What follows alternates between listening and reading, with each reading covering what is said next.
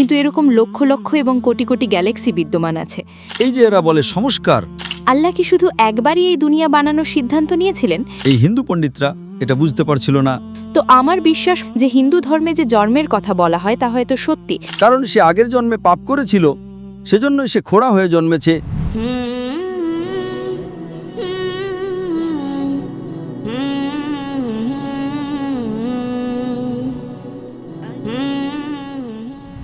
আমার নাম আয়শা ইউনুস এবং আমি এমফিলের ছাত্রী।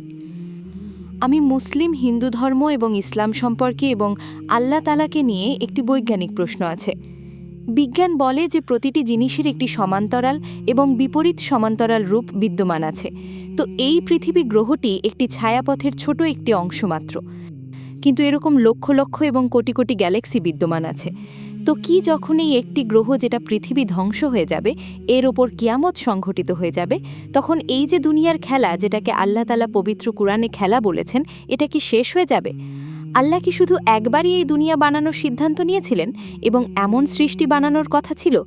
তো আমার এমন মনে হয় যে ভিন্ন ভিন্ন গ্যালাক্সির ভেতরে আলাদা আলাদা ঠিক একই রকম পৃথিবী গ্রহ বিদ্যমান আছে, যেখানে আমাদের মতোই সৃষ্টি পাওয়া যায় এবং যার পরিপ্রেক্ষিতে আল্লাহ তাআলা নিজেকে রব্বুল আলামিন এবং হজরত মুহাম্মদ সাল্লাল্লাহু আলাইহি ওয়াসাল্লামকে রাহমাতুল্লিল আলামিন বলেছেন। তো আমার বিশ্বাস হঠাৎ করে সেদিকে যেতে থাকে যে হিন্দু ধর্মে যে জন্মের কথা বলা হয় তা হয়তো সত্যি, কারণ হয়তো এই পৃথিবীর সমান্তরাল বা বিপরীত সমান্তরাল অন্য গ্যালাক্সির ভেতরেও এই ধারা চলতেই থাকবে। এক দুনিয়া শেষ হবে তো অন্য দুনিয়াও কোথাও না কোথাও এই সময়েও চলছে এবং আবারও চলবে। বোনের লম্বা প্রশ্ন ছিল। বোন জিজ্ঞেস করেছেন যে আমরা জানি এটা পৃথিবী গ্রহ, একটার প্রতিটি জিনিসের বিপরীত সমান্তরাল আছে, এটা আপনি একেবারেই ভুল বলছেন। বিপরীত সমান্তরাল নয়, এটা জোড়ায় তৈরি করা হয়েছে। আপনি ভুল অনুবাদ করছেন। কোরআনে লেখা আছে যে প্রতিটি জিনিস আল্লাহ তাআলা জোড়ায় বানিয়েছেন। বিপরীত সমান্তরাল হতে পারে, নাও হতে পারে, এটা আপনার ভুল অনুবাদ। পবিত্র কোরআনে অনেক জায়গায় লেখা আছে যে আল্লাহ তাআলা জোড়ায় বানিয়েছেন, প্রাণীদেরকে জোড়ায় বানিয়েছেন, গাছপালাকে জোড়ায় বানিয়েছেন, যে জিনিস সম্পর্কে আপনার জ্ঞান আছে এবং যার জ্ঞান নেই সেটাকেও জোড়ায় বানিয়েছেন। এটি সূরা ইয়াসিনের আয়াত সূরা নম্বর 36, আয়াত নম্বর 36। কিন্তু এই যে বলছেন বিপরীত সমান্তরাল, আগে আপনি নিজেই নিজের অনুবাদ করছেন, এটা ভুল। জোড়া, তো এতে কোনো সন্দেহ নেই যে আজ বিজ্ঞান স্বীকার করে যে সব কিছু জোড়ায় আছে। যে জিনিস আমাদের আগে জানা ছিল না, যে গাছপালার মধ্যেও পুরুষ এবং নারী আছে, তা আজ জানা যাচ্ছে। জি, তো এক্ষেত্রে বিজ্ঞান পুরোপুরিভাবে পবিত্র কোরআনকে মেনে নেয়। আপনার যে প্রশ্নটি ছিল যে যেভাবে মানুষ এই পৃথিবীতে আছে, এই জমিনে আছে, হতে পারে এই পৃথিবী অন্য জায়গায় হতে পারে, আল্লাহ ভালো জানেন। আল্লাহ তাআলা বলেন আল্লাহ আসমান বানিয়েছেন, পৃথিবী বানিয়েছেন, এর মাঝেও দিয়েছেন, এর মধ্যে আছে, এই পৃথিবীর বাইরেও প্রাণের অস্তিত্ব আছে, এই দুনিয়া ছাড়াও প্রাণ আছে। কেমন আছে তা আমরা জানি না। আপনি বলছেন এই দুনিয়া ধ্বংস হয়ে যাবে, তারপর অন্য দুনিয়া আসবে, এটা আপনার কল্পনা। এটা কোরআন এবং হাদিসের কোথাও লেখা নেই। এটা আপনার কল্পনা, যা সম্পূর্ণ ভুল। আমরা এই দুনিয়ায় এসেছি, একবারই আসব। মুহাম্মদ সাল্লাল্লাহু আলাইহি সাল্লাম আলামিন, রহমাতুল্লিল আলামিন একেবারেই সঠিক।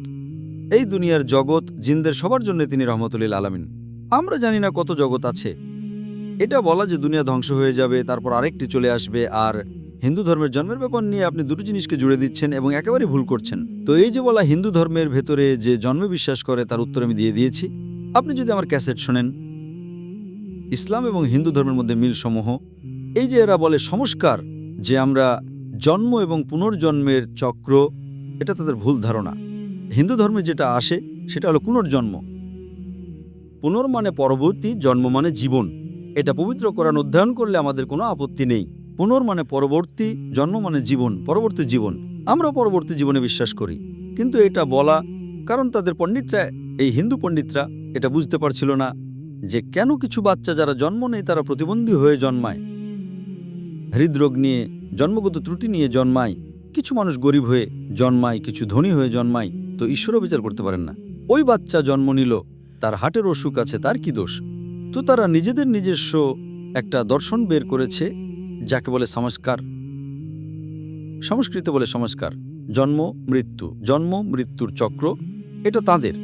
বেদে লেখা আছে পুনর্জন্ম, এতে আমাদের কোনো আপত্তি নেই। পরবর্তী জীবন, আমরাও আখেরাতে বিশ্বাস করি। কিন্তু এটা বলা, যেহেতু তাদের পণ্ডিতরা এটা বুঝতে পারছিল না, বাচ্চা যখন জন্ম নেয় তখন সে হৃদরোগ নিয়ে কেন জন্মায়, কেউ গরিব পরিবারে, কেউ ধনী পরিবারে। তো ইসলামের উত্তর আছে। ইসলামে আল্লাহ তাআলা বলেছেন সূরা আল মুলকে সূরা নম্বর 67 আয়াত নম্বর 2-এ, আল্লাযী খালাকাল মাউতা ওয়াল হায়াতা, যিনি সৃষ্টি করেছেন মরণ এবং জীবন, যাতে এটা যাচাই করতে পারেন যে তোমাদের মধ্যে কে ভালো কাজ করে। তো এই জীবন আমাদের জন্য পরীক্ষা। যখন আল্লাহ তাআলা যদি কোনো বাচ্চাকে গরিব অবস্থায় সৃষ্টি করেন বা হার্টের অসুখ দিয়ে, ওই বাচ্চাটি মাসুম বা নিষ্পাপ। এটা বলা হিন্দুদের পণ্ডিতরা যা বলে যে না, সে আগের জন্মে পাপ করেছে, তাই এখন তার হার্টের অসুখ হয়েছে। আল্লাহ তাআলা প্রত্যেক মানুষকে আলাদা আলাদাভাবে পরীক্ষা করেন, কাউকে সম্পদ দিয়ে, কাউকে দারিদ্র্য দিয়ে, কাউকে স্বাস্থ্য দিয়ে, কাউকে হার্টের অসুখ দিয়ে। প্রতিটি মানুষকে আলাদা উপায়ে পরীক্ষা করেন। কিন্তু হাদিসের কোথাও এটা আসে না যে তার যদি হার্টের অসুখ থাকে তবে সে জাহান্নামে যাবে। না, এটা তার জন্য পরীক্ষা। হতে পারে যে এটা তার মা বাবার জন্য পরীক্ষা। আল্লাহ তাআলা দেখতে চান যে মা বাবা কি ভালো মুসলমান। যদি আমি তাদেরকে এমন বাচ্চা দিই তাদের ঘরে যার হার্টের অসুখ আছে, তবুও কি তারা আল্লাহর উপর বিশ্বাস রাখে নাকি রাখে না? যদি পরীক্ষা কঠিন হয় এবং মানুষ পরীক্ষায় পাশ করে, তবে সে আখিরাতে অবস্থান এবং মর্যাদা আরও ভালো পায়। তো আল্লাহ তাআলা আলাদা মানুষকে আলাদাভাবে পরীক্ষা করেন, কাউকে সম্পদের মাধ্যমে, কাউকে দারিদ্র্যের মাধ্যমে, কাউকে স্বাস্থ্য দিয়ে।